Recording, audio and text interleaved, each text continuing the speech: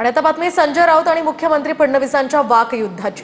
अडवाणी असताना मोदी पंतप्रधान झाले, अडवाणींचा हक्क होता, त्यांना सत्तेवरून बेदखल केलं गेलं असं राऊतांनी म्हटलंय। तर वडील जिवंत असताना मुलांनी विचार करू नये असं वक्तव्य कालच फडणवीसांनी केलं होतं।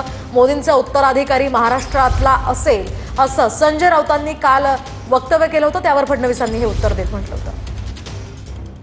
संघाची चर्चा ही बंद दाराआड असते, बंद दाराआड असते आणि ती बंद दाराआडची चर्चा शक्यतो बाहेर येत नाही। तरीही काही संकेत जे असतात ते संकेत स्पष्ट आहेत। संघ ठरवेल पुढला नेता आणि तो बहुतेक महाराष्ट्रातला असेल। भारतीय संस्कृतीमध्ये वडील जिवंत असताना मुलांचा विचार होत नाही, करायचाही नसतो।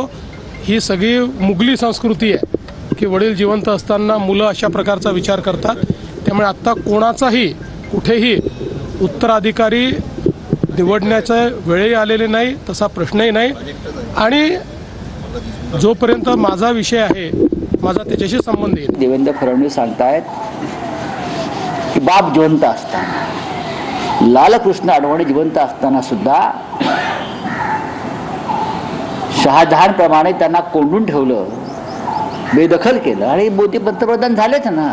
त्यांचा हक्क असताना पंतप्रधान पदाचा, फार तर राष्ट्रपती पदाचा, शहाजहान प्रमाणे म्हणजे मोगली संस्कृतीप्रमाणे त्यांना एक प्रकारे बंदिवान आणि बेदखल केलं सत्तेवरून। आणि हे झाले स्वतः।